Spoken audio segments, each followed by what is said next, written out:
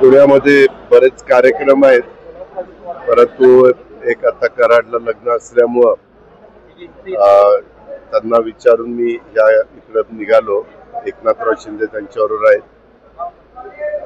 स्वतः देवेंद्र फडणवीस साहेब सकाळच्या कार्यक्रमाला होते, पण नंतर आज सभागृहाचा ह्या आठवड्यातला शेवटचा दिवस असल्यामुळं तेही एक कार्यक्रम उरकून शहासाहेबांची परवानगी घेऊन तिकडे गेले.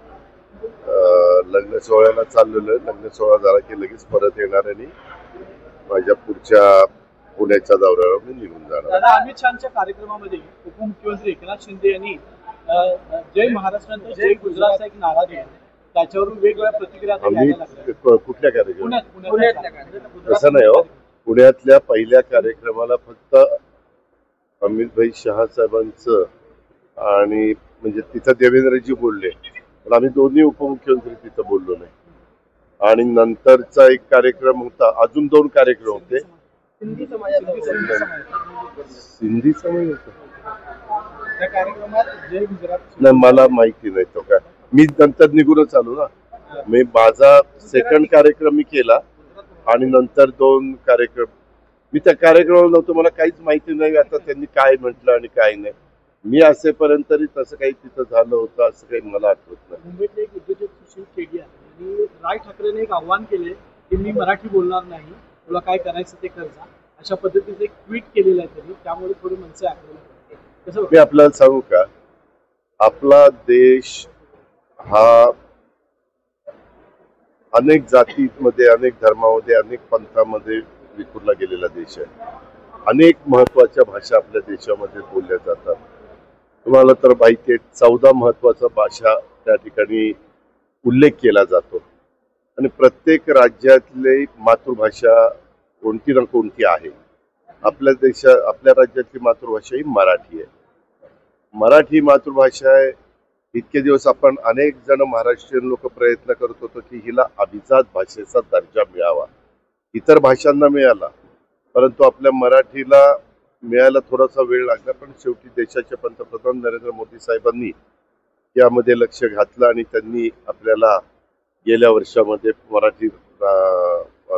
मराठी अभिजात भाषेचा दर्जा दिला. आणि आम्ही तर सातत्याने सरकारमध्ये काम करत असलो किंवा जेव्हा नसलो तरी देखील आपल्या महाराष्ट्रामध्ये जो कोणी शिक्षण घेतो त्याला मराठी ही मातृभाषा लिहिता आली पाहिजे, वाचता आली पाहिजे, बोलता आली पाहिजे. अशा पद्धतीनं सातत्याने आपण सांगत आलो. आपण मराठी आता कंपल्सरी पण केलेली आहे. आपण इंग्रजी माध्यमात शिका किंवा इतर कुठल्याही माध्यमात तुम्ही शिका. आपण आता तुम्ही तर कोल्हापूर बॉर्डरला आपण आहोत आणि कोल्हापूरच्या जवळच सीमा भाग जो आहे, जो आजही त्यांना महाराष्ट्रामध्ये यायचं आहे, परंतु तिथं मराठी शाळा आज पण चालतात. परंतु मोठ्या प्रमाणावर कर्नाटक सरकारने तिथं कानडी कंपल्सरी केलं आणि मराठी हे जवळपास तिथं बंद केलं. त्यांच्या राज्याचा प्रश्न येतो म्हणून. परंतु आपण मात्र आपल्या परीनं तिथं असणाऱ्या मराठी शाळांना कशी मदत करता येईल अशा प्रकारचा प्रयत्न नेहमीच आपण ठेवलेला आहे. अनेकांनी त्याच्यामध्ये लक्ष घातलं. मग त्याच्यामध्ये स्वर्गीय बाबासाहेब कुपेकर असतील, राजेश पाटील माजी आमदार असतील, हसन मुश्रीफ साहेब असतील, खूप जणांची नावं घेता येतील. अनेकांनी तशा पद्धतीनं स्वर्गीय ND पाटील साहेब आज हयात नाहीत, परंतु त्यांनी पण त्याच्याबद्दलचे दिलेले लढे किंवा सीमा भाग निपाणी, कारवार, बेळगाव सहित सगळा भाग आपल्या महाराष्ट्रामध्ये आला पाहिजे ह्याच्याकरता 2-3 पिढ्या त्या बाबतीमध्ये प्रयत्न करतायत. परंतु आता सुप्रीम कोर्टात केस चालू आहे आणि आपण चांगल्यातले चांगले वकील देण्याचा प्रयत्न करतोय. आता तुम्ही जो प्रश्न इथं उपस्थित केलेला आहे त्याच्याबद्दल, आपलं महाराष्ट्रामध्ये मुंबई हे कॉस्मोपॉलिटन शहर आहे. त्याच्यामध्ये अनेक जण देशाच्या कानाकोपऱ्यातनं येतात, राहतात. कुणाच्या अंगामध्ये कला असते, कुणाच्या अंगामध्ये काही इतर नैपुण्य असतं, कोण क्रीडा क्षेत्रामध्ये नाव कमवतं, कोण अनेक वेगवेगळ्या क्षेत्रामध्ये नाव कमवत असताना अनेकांची जर आपण माहिती घेतली तर ते तुम्हाला पाहायला मिळेल. वास्तविक हा मुद्दा आपल्या सगळ्या महाराष्ट्रातल्या जनतेच्या दृष्टीने महत्वाचा आहे आणि त्याच्यामुळे आपण सगळ्यांना म्हणत असतो की तुम्हाला महाराष्ट्रामध्ये राहायचं असेल तर तुम्ही तुमच्या मुलांना शाळेमध्ये शिकवताना मराठी शिकवलं पाहिजे. ही आपली म्हणूनच मराठी मातृभाषा ही आपण कंपल्सरी तो सब्जेक्ट केलेला आहे सगळ्या वेगवेगळ्या मीडियममध्ये शिकत असणाऱ्या मुला-मुलींच्या करता. आता ह्यांनी कशामुळे हे अशा पद्धतीचं वक्तव्य केलं, काय केलंय, त्याच्या पाठीमागची पार्श्वभूमी काय? कारण मी आत्ता पुण्यावरून आलो.